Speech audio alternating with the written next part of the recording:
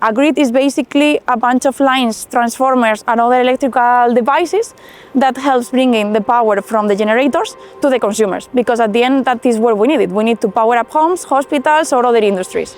Welcome to Beyond Energy, an Ocean Winds original series. An in-depth look at how offshore wind projects become reality and why their impact extends far beyond the offshore wind farms.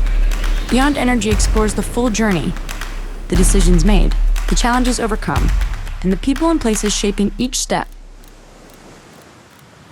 This is Beyond Energy.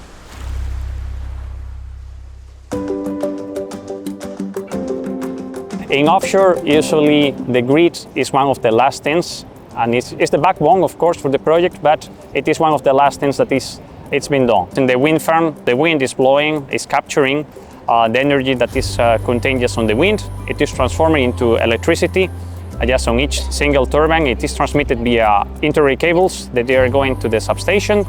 A substation that we have offshore, where we have the voltage that is just a step up from 66 kV to 125 kV. So the idea here is to raise the voltage so we can transport the electricity back to shore in a more efficient way because we minimize the losses.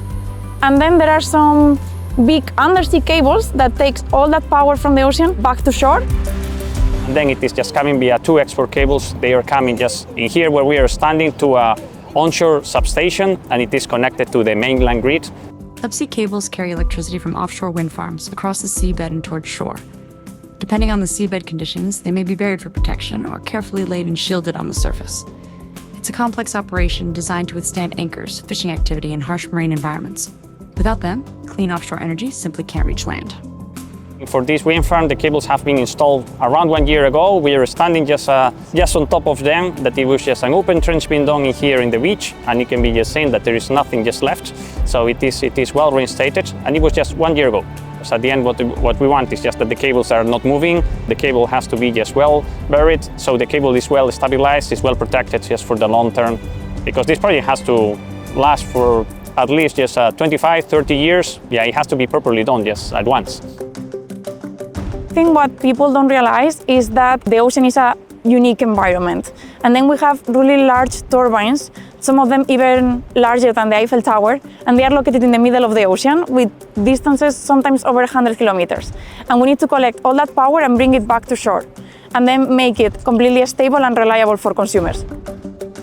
In this case, we have around 28 kilometers of export cable just in the offshore, and then it's around 29, nearly 30 kilometers of onshore cable.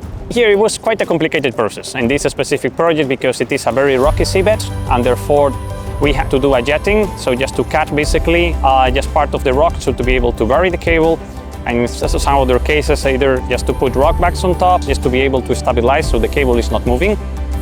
When the electricity reaches shore, it connects into an onshore substation.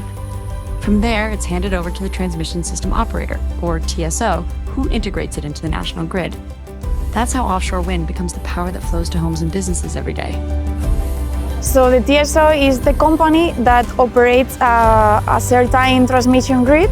They also are the ones responsible for setting up the grid code, which is the set of technical and operational requirements that developers need to follow when they connect their generation to the grid.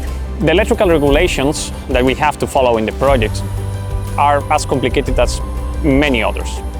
We have to cover different stages on the project so to be able to show that what our wind farm is delivering is just fitting with the requirements that they are imposed.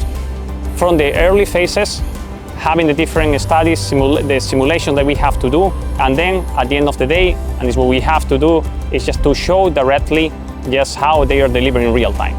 The turbines will operate for 25 plus years, and we keep monitoring them, and we check that they are continue performing according to the grid code. So in OW, we always keep the grid connection as one of our core responsibilities, and we run the process in-house.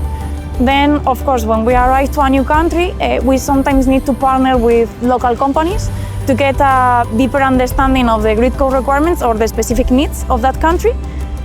What is good is that we also bring a lot of experience for having developed multiple wind farms in other countries. So it's these partnerships that makes the project successful. People is everything. At the end of the day, you can have a very good contract, you can have very good contractors, but if you don't have a good team, the right people in the right moment, and having the good interaction between the different teams, at the end of the day, that's what is important.